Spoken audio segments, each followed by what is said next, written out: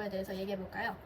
전편에서는 저희 퇴직에 대해서 얘기를 했는데 퇴사에 대해서 얘기를 했는데 오늘은 퇴사를 뒤집으면 이직이죠. 그렇죠. 네, 조금 다른 관점에서 그럼 이직을 어떻게 준비하고 어떤 것들을 하면 좋은가에 대해서 얘기를 드리려 해요. 지난 편에서는 저희가 좀 이제 꿈과 희망을 드렸다면 이제 실질적으로 그걸 어떻게 만들어낼 것인가, 어떻게 헤쳐나가냐. 이제 액션 플랜을 좀 네. 만들어 나가보도록 하겠습니다. 자, 첫 번째 토픽으로는 제가 이직 프로세스에 대해서 좀 간략히 얘기를 드릴게요. 일단은 한번 쭉 훑자면 첫 번째 서류, 서류 합격, 두 번째 면접, 면접은 뭐 1차, 2차, 뭐 3차까지 있을 수 있고요. 세 번째 처우 제안을 하거나 뭐 연봉 협상을 하거나 그러겠죠. 그 단계가 끝나면 네 번째 이제 최종 합격이 되면서 입사를 할 수 있게 되죠. 그렇죠. 엔드 투 엔드 프로세스로 저희가 한번 얘기를 해봤는데 그럼 이제 하나씩 좀 들여다볼게요.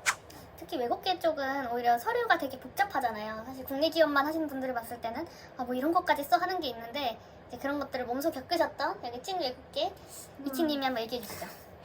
저는 이제 외국계 기업을 여러 차례 시도를 했었는데 저 같은 경우에는 일단 영문 레주메 이력서를 요구했던 곳은 다 100%였고요. 일단 그래서 업데이트가 된 영문 이력서가 필요하고 두 번째로는 가끔씩 국문 이력서를 요청을 하는 곳도 있으세요. 아니면 국문 자기소개서나 이렇게 요청하시는 곳도 계셨고 세 번째로는 커버레터. 영어로 이제 자기소개서를 쓰는 거죠. 내가 왜 이 회사에 오고 싶은지를 이제 레터를 쓰는 거예요. 사랑의 편지처럼. 그거는 보통 둘이 합쳐서 분량이 어떻게 돼요? 뭐 레주메랑 커버레터까지? 저는 레주메는 한 장을 넘으면 안 된다고 배웠거든요. 네. 학교에서. 그래서 한 장 아니면 두 장까지. 정말 맥스 두 장. 그래서 프린트를 했을 때 양면으로 딱 내용이 다 보여야 한다라고 이제 배웠었기 때문에 분량은 그렇게 조절을 했었고 그리고 샘플을 구하는 방법은 정말 많아요. 그래서 저는 좀 참고했던 게 하버드 대학교에서 정말 친절하게도 베스트 레주메들 묶음을 이렇게 PDF로 올려놓은 게 있어요. 구글에. 그래서 그런 거 검색해서 되게 좋은 레퍼런스거든요. 그래서 레주메에 쓰면 좋은 단어들도 정리를 해놨어요. 친절하게. 그런 것들을 좀 잘 써서 레주메를 업데이트하면 좋고 커버레터도 검색하시면 샘플이 진짜 많아요. 그래서 그런 것들 참고해서 작성을 하면 좋고 커버레터는 사실 전 너무 생소하긴 한데 아예 낸 유로 쓰는 게 아니고 그 템플릿을 거의 북붙여서 쓰나요?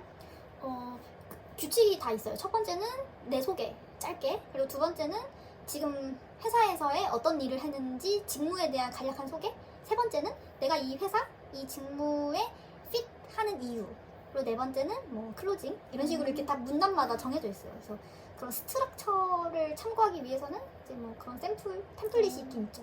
분량이 사실 많진 않잖아요. 근데 그 안에 그걸 다 넣으려면 거의 한두 문장으로 축약을 해야겠네요. 그렇죠. 그래서 할 말만 딱 해야 합니다. 그래서 그리고 또 서류를 얘기해보자면 저는 포트폴리오도 제출했던 곳이 몇 곳 있었고 저희는 비개발 직무잖아요. 어떤 포트폴리오를 준비했나요? 그래서 사실 그 사람들은 얼마나 많은 레주메랑 커버레터를 보겠어요. 그래서 좀 비주얼적으로 제 커리어에 대해서 정리를 했었던 것 같아요. 뭐 제가 했던 그런 뭐 작업물들이나 뭐 케이스, 뭐 저 같은 경우에 영업을 하니까 뭐 고객 사례가 있으면 그런 케이스에 대해서 좀 정리를 한다든지 비주얼적으로 그들이 그러니까 이걸 보는 사람이 좀 쉽게 이해할 수 있게끔 그런 식으로 포트폴리오를 정리를 했었죠. PPT로 하셨나요? 아니면 노션이나? 저는 PPT로 PPT로 해서 첨부를 하신 거네요. 그렇죠. PPT로 해서 가내수공업으로 했죠. 근데 요즘 또 노션 진짜 잘 쓰시더라고요. 맞아요.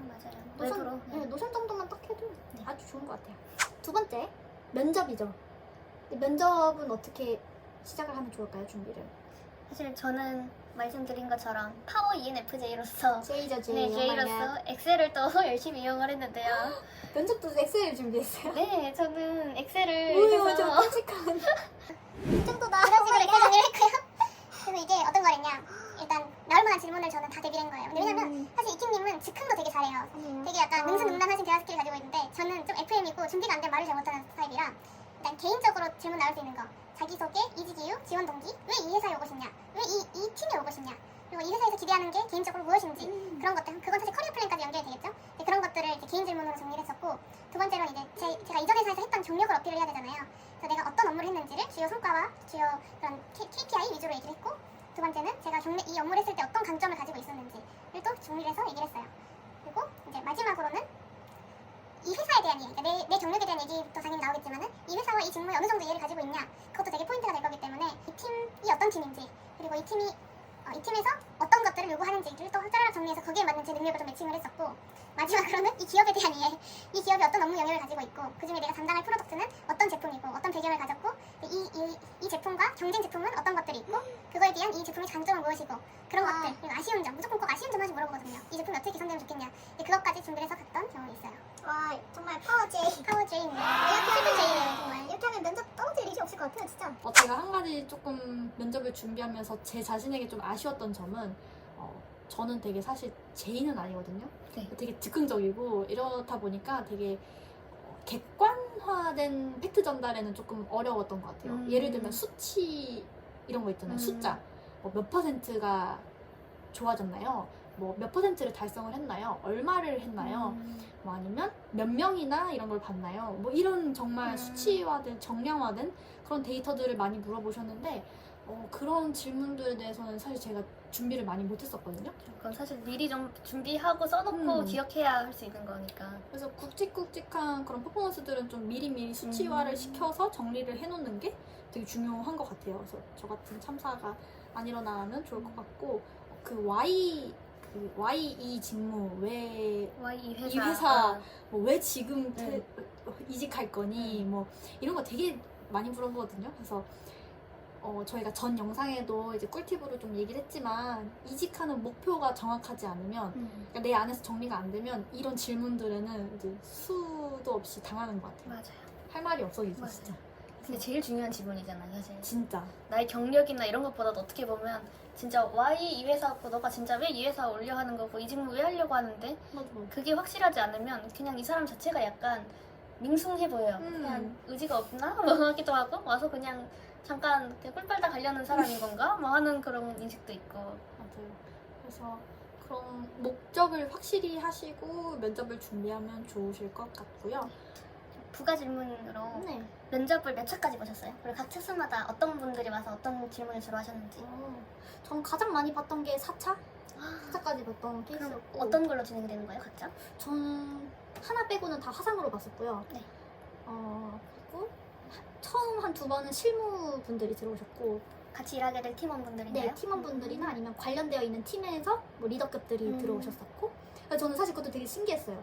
왜 이 팀이 아니라 같이 일하는 팀에서도 면접에 들어올까? 맞아요. 그래서 되게 좀 생뚱맞는 질문들 막 하시고 당황스럽더라고요. 맞아요. 저도 이 회사 룰이 그거대요. 그렇더라고요.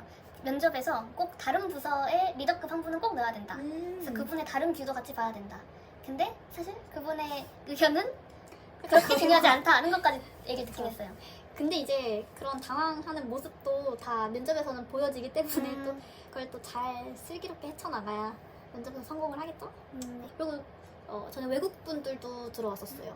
해외 지사분들. 네, 해외 지사분들도 들어오셨었고, 예를 들면 AP 아시아 퍼시픽 레벨에서 한 분이랑 봤었고, 그럼 임원단으로 갔을 때인가요? 이게 2차 이상으로 네, 올라갔을 때? 임원 디렉터급으로 갔을 땐 그랬고, 그 이상은 이제 헤드쿼터. 사실 저는 헤드쿼터랑 왜 면접을 보는지 자체가 이해를 못했는데 그렇게까지 가더라고요. 그래서 헤드쿼터에 있는 디렉터분이랑도 봤었고, 그래서 그렇게 하고, 사실 이제 외국 기업은 하나 또 팁을 드리자면, 면접을 다 보고 나시면 이제 꼭 그 질문 있어를 꼭 준비하세요. 네. 맞아요.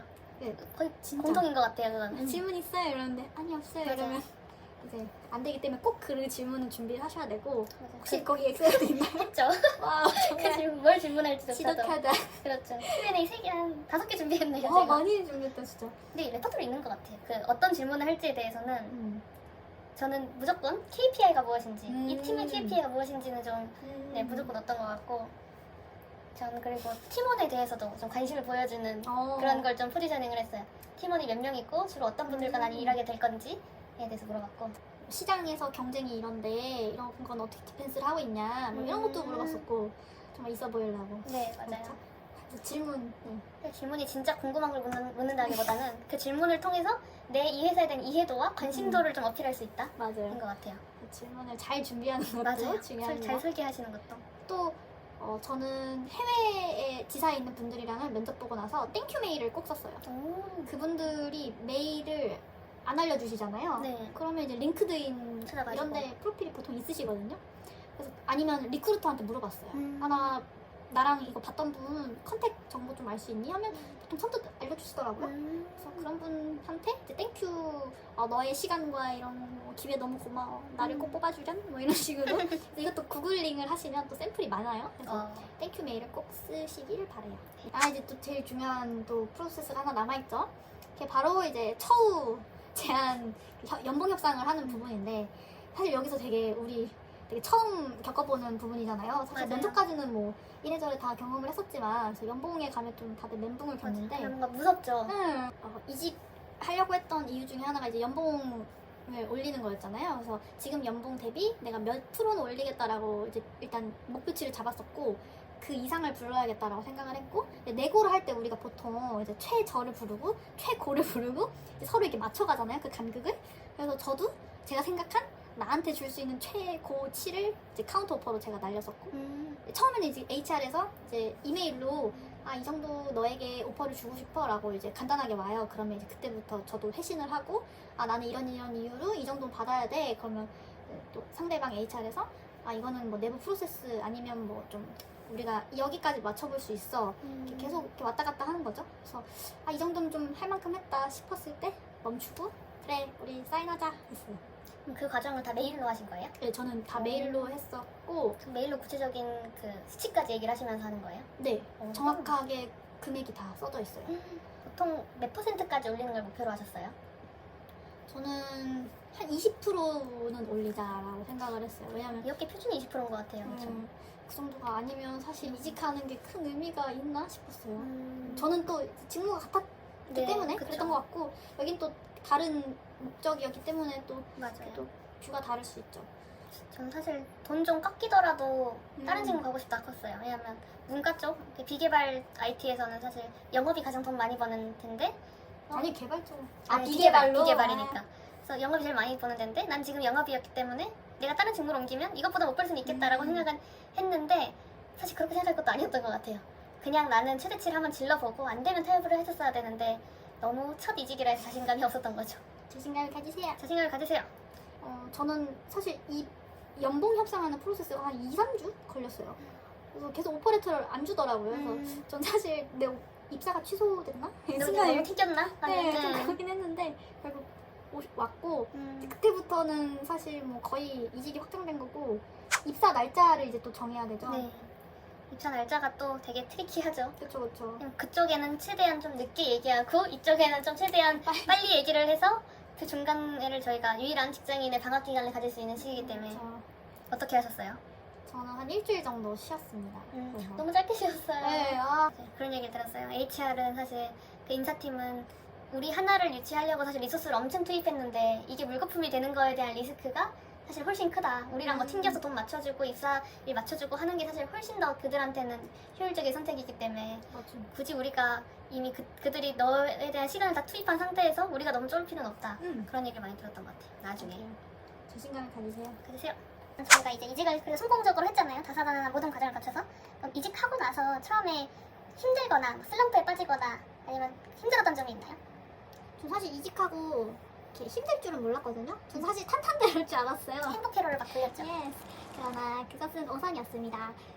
이전 직장이랑 분위기가 너무 달랐고, 진짜 외국계 느낌이었겠네요. 완전 외국이었고, 영어를 진짜 많이 썼고, 매니저가 외국인이니까 영어를 거의 매일 썼고, 그리고 한국 지사 설립된 지는 얼마나 된 회사였어요? 저희는 이제 뭐 한 2, 3년 됐어요. 진짜 얼마 안 됐어요. 그전 회사가 30년 넘었으니까. 그쵸. 진짜 어르신이랑 신생아 느낌? 그쵸. 그리고 이제 제가 있는 곳은 또 프로세스가 계속 만들어지고 있는 곳이기 때문에 없는 게 너무 많아요. 그래서 이전 회사에선 당연히 있었던 것들이 여기는 없더라고요. 그래서 막 그런 것들이 되게 저는 힘들었어요. 업무적인 것도 뭐 적응하는데 시간이 걸렸지만, 일단 그런 회사에 적응하는 게 진짜 힘들었고, 근데 또 이게 또 시간이 지나니까 또 적응이 되더라고요. 적응까지 얼마 정도 시간이 걸린 것 같아요? 저는 적응했다고 생각한 게 얼마 안 된 것 같아요. 그래서 한 6개월 정도는 네, 좀 계속 고생을 했던 것 같아요. 마음고생. 지금은 이제 좀 뭔가 문제가 있을 때는 어디에 연락을 해보면 되겠다, 뭐 누구랑 얘기를 하면 되겠다, 뭐 이런 의견 전달은 이렇게 하면 좋겠다라는 뭔가 혼자만의 정리는 이제 좀 된 것 같아요. 저 사실 이키님처럼 안 힘들 줄 알았거든요. 전혀. 왜냐면 더 자유롭고 수평적이라고 하는 데 갔으니까. 근데 저는 오히려 자유롭고 수평적인 게 너무 안 맞은 거예요. 이제 가보니까 제가 알인 거죠. 전 아까 말했듯이 늘 계획적이고 뭔가 분석적이고 사실 상명하복 잘하거든요. 바짝 잘 엎드리는 사람인데 거기서는 뭐 다 영어 이름도 쓰는 데다가 네, 되게 좀 수평적인 거를 많이 강조하는데 저는 그것조차도 되게 너무 어색했고 그런 문화가 저는 너무 약간 내가 되게 외계인 같다. 나 되게 내가 있으면 안 될 곳에 왔나? 이런 생각을 되게 많이 했던 것 같아요. 그래서 일단 문화 적응이 저는 좀 힘들기도 했고요. 그때 이제 저희가 산에 맞아요. 등산을 하면서 같이 힘들다 네, 맞아요. 이 얘기를 했던 것 같은데 그렇죠. 지금은 이제 좀 괜찮아요? 네, 저도 한 3개월이 지나니까 이제 그때부터는 좀 일이 보이기 시작하고 그래서 저는 사실 누구나 처음에는 힘들잖아요. 왜냐면 오랫동안 몸 담고 있던 데를 떠나서 완전 새로운 컴포트 존이 아닌 데서 부딪히는 거니까 당연히 힘들기 때문에 한 반기에서 분기에서 반기 정도는 그냥 전부가 답이다. 맞아요.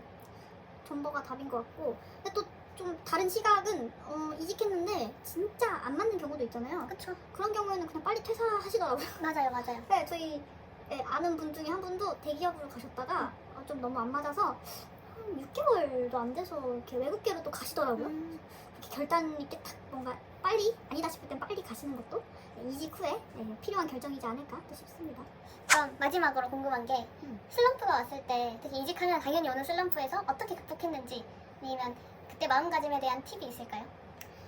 저는 사실 그때 힘들었던 이유 중에 하나가 되게 우리는 성취에 중독이 되어 있잖아요. 맞아요. 그쵸. 근데 내가 그 조직에도 적응이 안 돼 있고 업무적으로도 너무 아직 캐치업할 게 많은데 제가 느끼는 그런 성취감이 너무 적은 거예요. 그래서 저는 사실 그때 심적으로 많이 힘들었어서 작은 성취들을 좀 쫓아다녔던 것 같아요. 예를 들면 그때는 운동에 좀 미쳐 있었어요. 그래서 일이 끝나면 무조건 헬스장에 가가지고 이게 다 그 이준아 얘기합니다. 이준 아니고요. 네. 그래서 막 그렇게 운동을 한다든지 뭔가 계속 회사가 아닌 그런 뭔가 내가 집중할 수 있는 것들을 되게 이것저것 하려고 했던 것 같아요. 그래야 내가 멘탈을 잡을 수 있을 것 같더라고요. 일단 내부적으로 사람들이랑 빨리 친해지는 게 되게 중요한 것 같아요. 그래서 일부러 그분들한테 뭐 밥 먹자고도 하고 커피도 마시고 아니면 뭐 같이 이런 거 좀 미팅 하자라고 이렇게 먼저 다가갔던 것 같아요. 근데 뭐 그분들도 되게 선뜻 이렇게 다 도와주시고 해서 지금 잘 적응하지 않았나 싶습니다. 저는 그때 이키님이 등산에서 저한테 한 얘기인가요? 설마? 아니 이게 좀 가물가물한데 되게 막 너무 욕심내지 말고 그 사람들이 어떻게 일하는지 그 일하는 방식을 뭐 배워라 이런 얘기 하지 않았어요? 맞나요? 제가 했던 말인 거 그래요? 아니에요? 그래서 저는 그 얘기를 듣고 되게 맞다 생각했던 게 사실 3개월까지는 어차피 회사가 우리한테 기대하는 게 크게 없어요. 그렇기 때문에 그냥 저의 뭔가 잘 보이려는 욕심을 차라리 내려놓고 괜히 뭐 했다가 흑역사가 생길 수 있기 때문에 차라리 내려놓고 그냥 그 사람 내 주변 사람들이 여기서 일 잘해 보이는 사람들이 어떻게 일하는지 그런 거를 좀 열심히 하면서 좀 내 자신을 수그리고 지내는 게 오히려 좀 좋지 않나. 왜냐면 어차피 시간 지나면은 다 해결될 일이거든요. 맞아요. 적응의 문제는 좀 크리티컬하게 안 맞지 않은 이상. 그래서 저의 꿀팁은 자신을 너무 내세우려고 하지 말고 너무 보여주려고 하지 말고 그냥 차라리 사람들이 어떻게 일하는지를 잘 파악하면서 3개월을 버텨라. 저희가 오늘 이제 긴 시간 동안 또 이직에 대해서 되게 현실적으로 얘기를 해봤어요. 그래서 저희가 좀 이제 3탄까지 왔는데 소감 한마디씩 나눠보면 어떨까요? 이런 내용들이 도움이 되는지가 사실 궁금하면서도 여러분이 반응이 올라올 때쯤 좀 앞으로 듣고 싶은 내용이나 궁금한 내용 많이 얘기해 주시면 좀 좋을 것 같고요. 뭐 재밌네요, 지금까지는. 그쵸? 저는 사실 이런 걸 좀 찍어보고 싶었던 이유가 제가 이직을 알아볼 때 유튜브에 검색을 하면 해외에서 이직을 하신 분들 아니면 리크루터 분들, 그러니까 HR에 계신 분들 그런 분들 얘기밖에 없더라고요. 그래서 맞아요. 너무 홍보 같아 막. 네, 너무 나한테 이입시키기 힘든 그런 컨텐츠들 뿐이어서 되게 하나하나씩 이렇게 뚫고 지나갔어야 됐었어요. 그래서 그런 것들을 조금 최소화시키는데 좀 도움이 됐으면 좋겠습니다. 그러면 우리 또 만나요. 다음에 또 만나요. 이직 화이팅! 파이팅! 안녕!